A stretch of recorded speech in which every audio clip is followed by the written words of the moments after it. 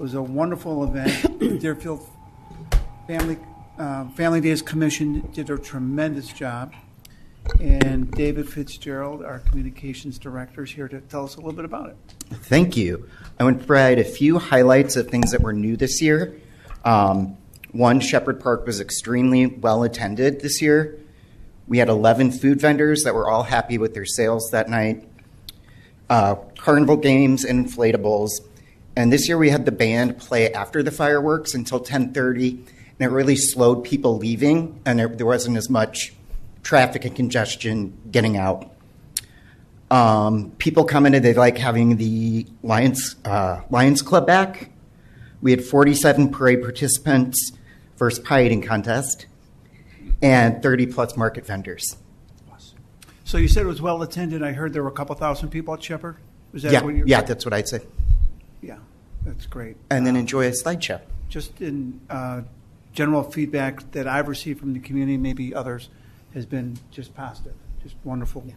And you know, that count of people that were at Shepherd doesn't really reflect how many people in the community enjoyed the fireworks. Right. Because one of the reasons we like having them at Shepherd is that it's so much more accessible to people who live in neighborhoods and can actually gather in other places, smaller parks and everywhere else, and see the fireworks. Yeah, we can actually shoot them higher from that location than Vicki and I Brickyards. saw it in our backyard off of Warrington. That's It amazing. was awesome.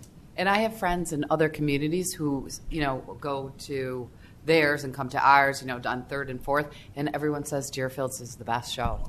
Nice. So before you run the slideshow, I just want to give a special thanks to the Family Days Commission, our police department, Public Works, Fire Department, the Optimist Club, Rotary, Lions Club, the Park District. Our staff, of course, worked hard, yourself, Justin, Jessica, and everyone involved to make it a huge success. Roll it.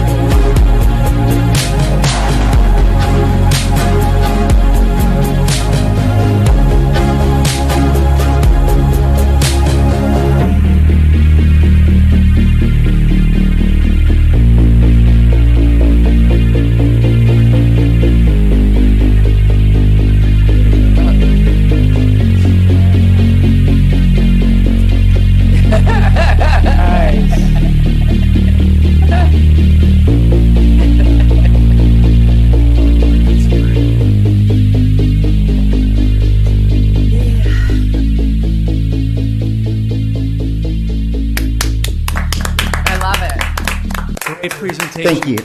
In addition to my favorite slides of Mary and Rebecca, the best part of those slides were the kids. Yeah, for sure. Is that And on that's our what- website? We have lots of pictures. Is this presentation on Yeah. the website? I don't know. It will be, yeah. It should. Great Yeah. job. Yeah. But that's the best part, is the kids and the faces and the families. Great job to everybody. So good. At this point, I'd also would like to make an appointment of George McClintock to the Greenhouse Gas Reduction Working Group. Does anyone want, Mary, you don't want to say something about George? We're very excited about adding George to the group. I know that you've gotten a write-up about what he brings to the table. He actually has worked with staff in the past to help them with a whole lot of data and detail and perspective. He's very passionate about sustainability and is very knowledgeable. And he has come to a meeting before, so I'm very pleased that we can add him to the group. And because we do have some difficulty in getting enough people to keep meeting the way we'd like to keep working on this, this will help us ensure that we get a quorum each time. So we're very excited about it, and he seems pretty pleased too. So I'm very excited to ask for this appointment. Is there a motion to accept this appointment of Mr. McClintock? So moved. Second. Roll call. Trustee Benton? Yes. Trustee Berg? Yes. Trustee Jacoby? Yes. Trustee Oppenheim? yes. Motion passes. And again, for everyone involved in the greenhouse gas group that's been involved over the last couple of years, the research, the efforts, the progress to date has been tremendous. So hats off to everyone. I was telling Kent, I think, the other day that every once in a while I'll open up the Tribune and there's another community doing sustainability efforts. They're kind of copying us. I don't know if they do it intentionally or unintentionally, but I do know that we were a leader and are a leader in this area. But it's going to take everybody to get the problem under control. Minutes of the previous meeting, July 1st, 2024, the special board meeting, and the regular board meeting of that date. Move approval. Second. All in favor? Aye. Aye. Motion carries. Bills and payroll. Is there a motion? Move approval. Second. Roll call. Trustee Berg? Yes. Trustee Jacoby? Yes. Trustee Oppenheim? Yes. Trustee Benton? Yes. Motion carries. Now is the time where we offer the public an opportunity to make a comment on non-agenda items. One person has signed up, and that's Susan O'Malley at 520 Briar Hill.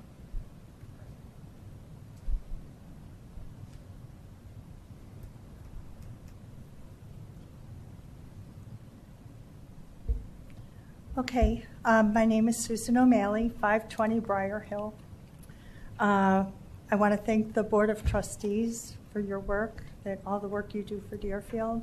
It's much appreciated. I'm not going to read from Hey, Susan, could you bring the mic down a little bit closer to you Sure. so we can hear you better? Right Thank there. you.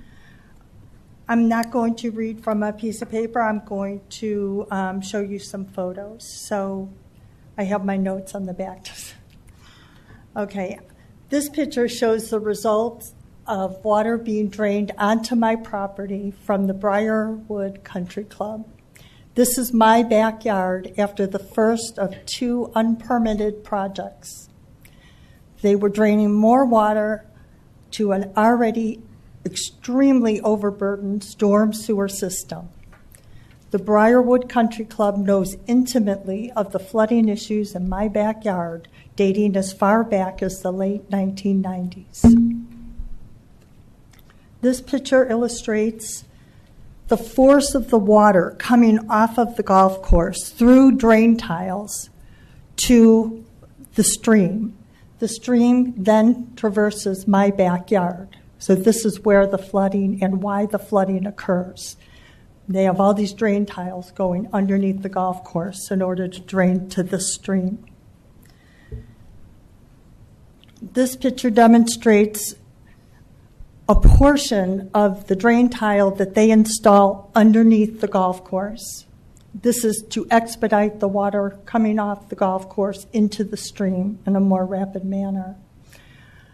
So yes, you guessed it, more water's coming to 520 Briar Hill Road, faster and without care or thought of what this will do to the property. They've already deemed their detention pond. The only problem is this is my property. It's not their property. This is a really pretty picture. It's my favorite. This was taken on March 31st after a very heavy rainfall. There's 2 problems with this picture. Is number 1, it's my backyard, and number 2, I don't have waterfront property. Look at this picture. My entire backyard is consumed. This right here is my patio. So we're within 10 to 20 feet of the whole back of my house. I mean, this is egregious. I just wonder if this was anybody here, if this was your property, how would you feel? The golf course continues to do these unpermitted projects. Why? I ask you why. I know why. Because they can. This is just a random picture. This happens to my yard 9-10 times a year. This is not right. They're using my property as a detention pond. They have 135 acres of golf course. I own 1 acre. My backyard is probably only a quarter acre. And they're completely filling it. And I'm telling you, it's coming to my house. It's going to be in my house. But why are they allowed to do this? They're well-heeled members of this golf course, 200 plus. And they can do it. So they do. And they keep doing it. I mean, this is not something that happened a couple years ago. This has been going on for years and years and years. Thank you, Susan. Your time is up. Thank you. Thank you. Anyone else from the public like to offer public comment at this point? All right, let's move on to our reports. Item 2477, consideration and action on the report and review of the annual comprehensive financial report. Eric, you want to introduce this? Thank you. This is the annual comprehensive financial report for the year ended December 31st, 2023. It's our annual audit where the external auditors come in and look at the numbers here. The PDF was included in the packet tonight. You should also have hard copies in front of you. It was audited by independent firm Baker Tilly, and we received an unmodified or clean opinion, which is what you want. It's the best you can do. And tonight we have Joe Lightcap from Baker Tilly here to answer any questions the board may have. Thanks, Eric. Thank you to the board for having me tonight. First off, I'd like to commend the finance department on their assistance during the audit. As always, they are very quick and thorough with their responses to our questions. This is a common thing that I tell you every year.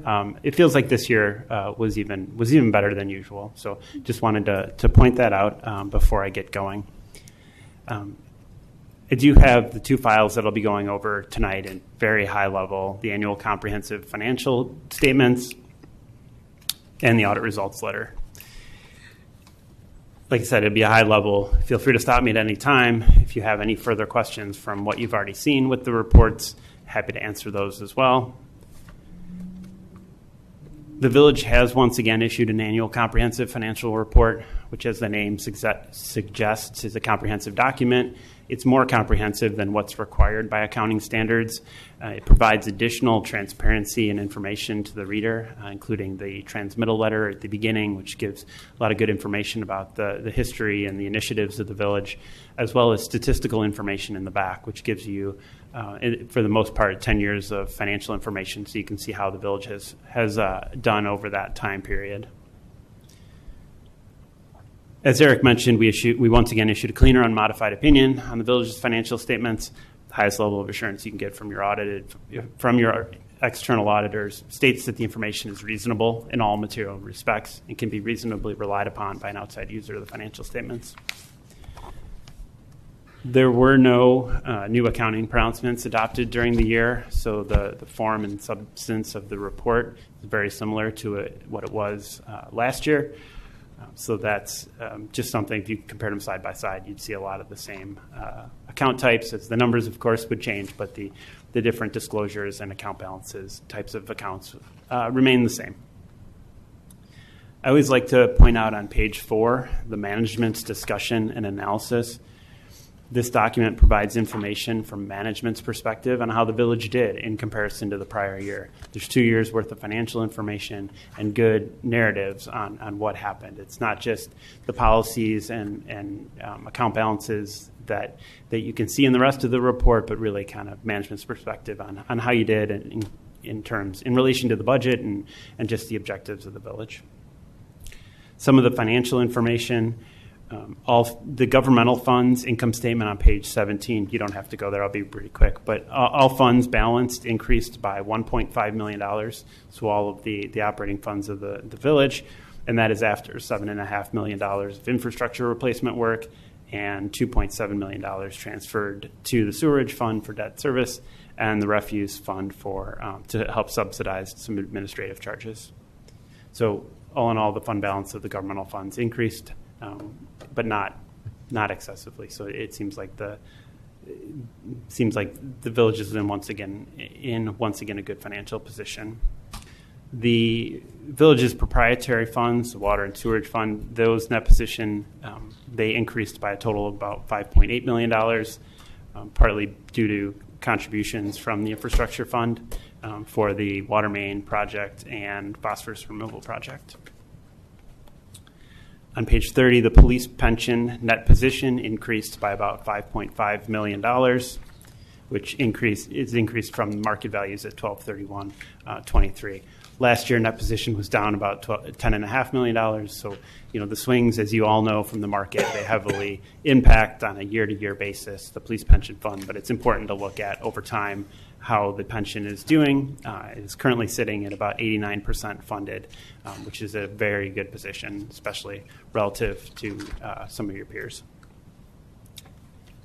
The rest of the financial statements, the notes of the financial statements, provides a lot of good information on the details, the increases and decreases for all the capital assets, long-term debt, some of the bigger balances, the net pension liability for both police and IMRF. So a lot of good information in there if you were wanting to dig into some more of the details. With that, I'll take a pause before I go into the second report to see if there are any questions on the annual comprehensive financial report. We expected. Okay. And Your Honor, I just want to remind the board, this is their independent report to you. This isn't to staff. This is to the board, who's the governing body of the organization. And what's nice is there are no surprises here. This is essentially the same information you have shared with us and what we expected to see. Yep. So that's always good. Yep. And a part of the other letter, the audit results letter, states that there were no material adjustments. These are village's financial information that we provide an opinion on, and we did not have any material adjustments to them. Maybe some reclasses here and there, but nothing of any significance. No surprises is good. I agree. We enjoy that as well. The audit results letter also satisfies a few different auditing standards. It's our required communications to the board and management about how our audit went. It addresses our responsibilities as your auditors, management's responsibilities for financial information and internal controls over that financial information. It mentions that there were no significant changes to our audit plan, no significant changes, or it mentions what our areas of focus were. No new accounting policies were adopted, as I mentioned, and it mentions our thoughts on the significant risks of material misstatement of the financial statements, which is really just the standard things we are required to look at in any audit. There's nothing special about the risks here at the village.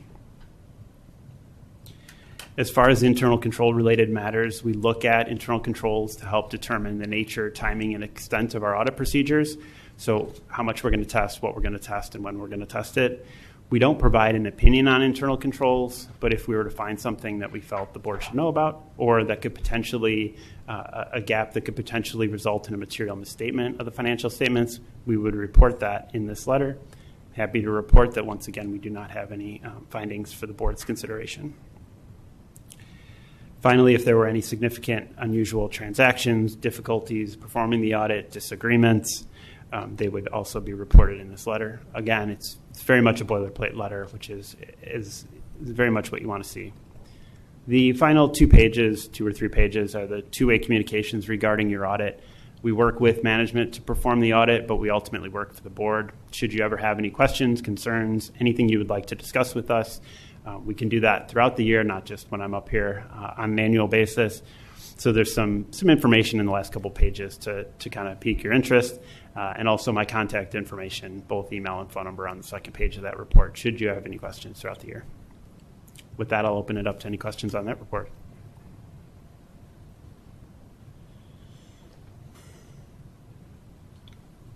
Questions? Bob? Nope. All right. Thank you. All right, thank you.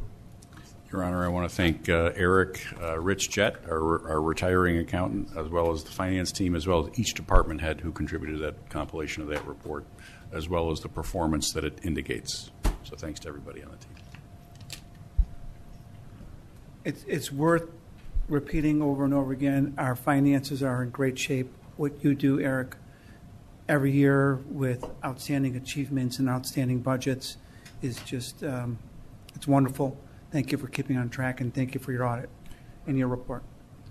Did Susan leave? Oh, I was going to ask her to. Okay, she just left. Thank you.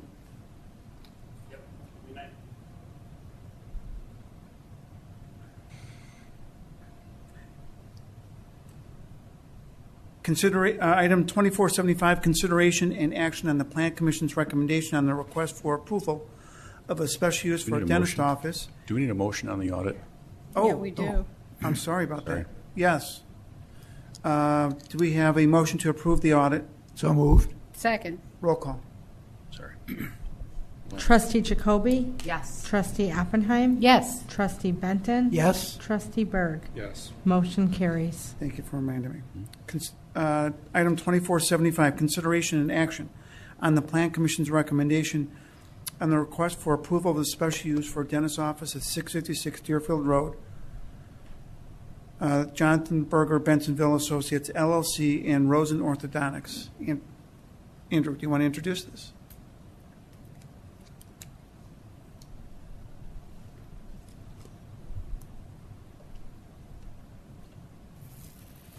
Thank you, Mayor and Board.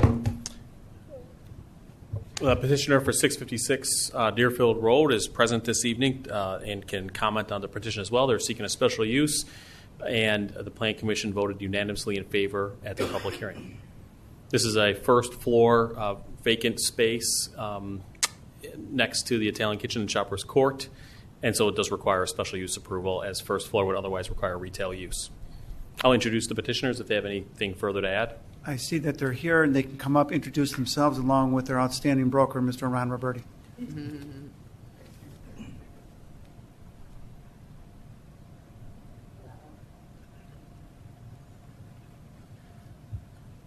I'm Christina Katz, And I'm Ben Belofsky. and we make up the orthodontists that are interested in moving into 656 Deerfield Road. Rosen Orthodontics has been serving the North Shore for nearly 40 years. We currently have an office in Buffalo Grove and one in downtown Highland Park.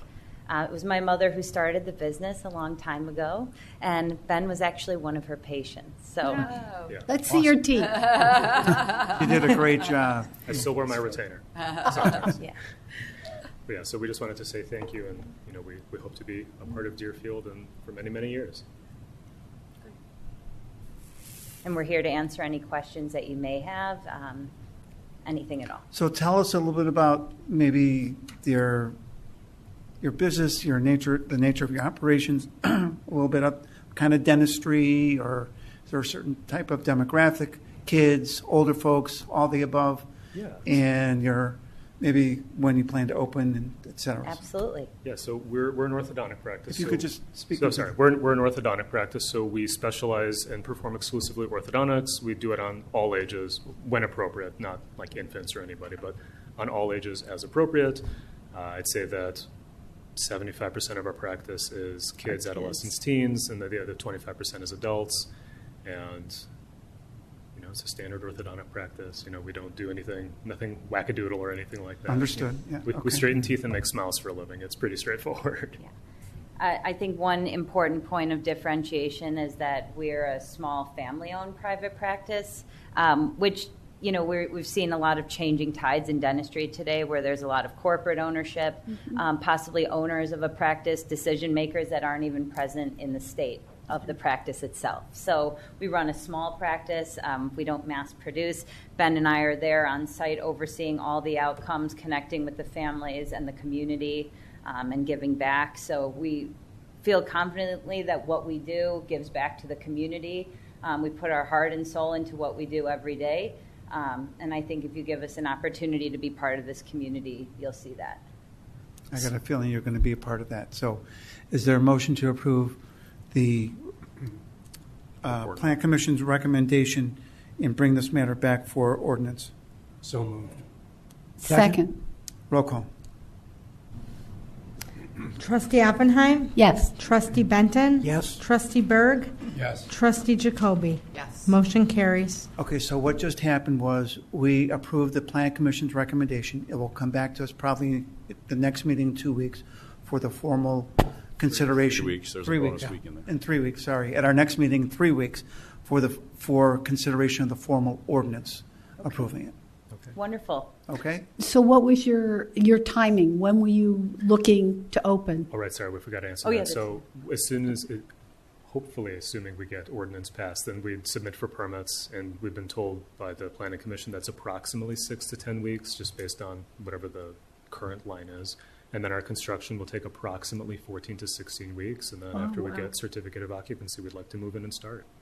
So before the end Maybe of the year. that's Yeah, I was gonna say, sometime maybe in by the the- spring. November, Thanksgiving-ish or whatever that timeline is, In the fall? in the fall sometime. Oh, I So- figured it would be longer. Let's see, than so Winter, maybe? 6 to 10 weeks after August, because I'm counting. Oh, after Yeah, August. because we Yeah. have to wait for Okay. ordinance Yep. to submit Right. for permits. So let's say August 5th, give it September, 24 hours for October, our November, contractor to submit December, everything. yeah. 6 to 10 weeks plus 14 to 16. Got it. So we're looking April, May of 2020. But in the meantime, you still have your practice in Highland Park. yes. absolutely. So I'm concerned about the kids' teeth. Yes. You're still No, going to be we'll able to we'll be help. keeping operational there Yeah. until the day we can kind of shift everything Yeah. into the new space when it's ready.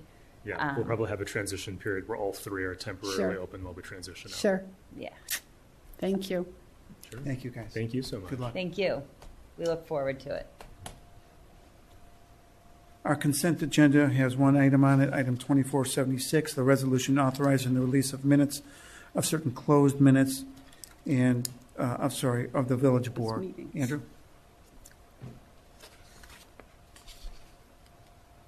Thank you. The village board meets twice annually to review closed session meeting minutes.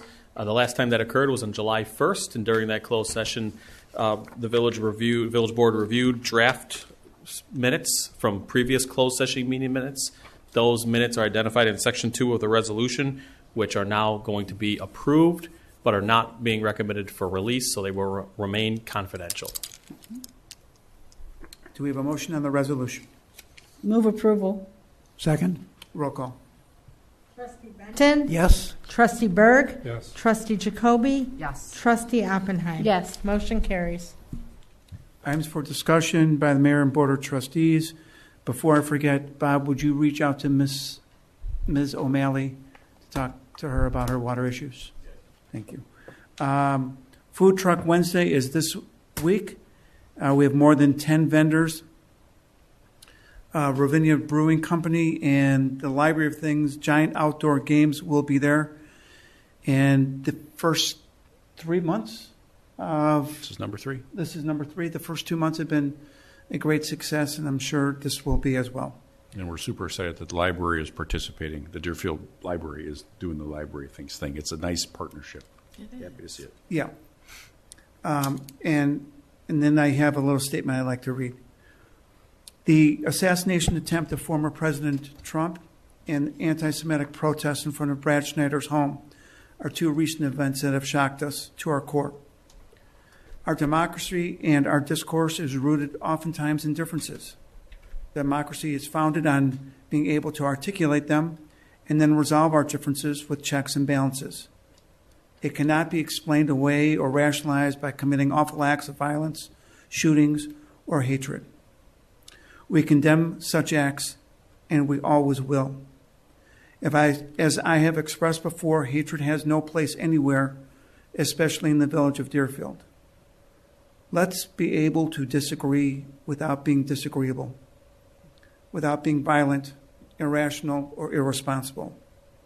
Let's engage in civility, and unite against violence, terror, racism, bigotry, and hatred.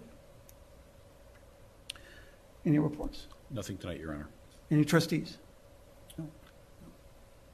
Okay, I will then call for a motion to adjourn. So moved. Second? All in favor? Aye. Aye. We are adjourned. Okay. Thanks, everybody.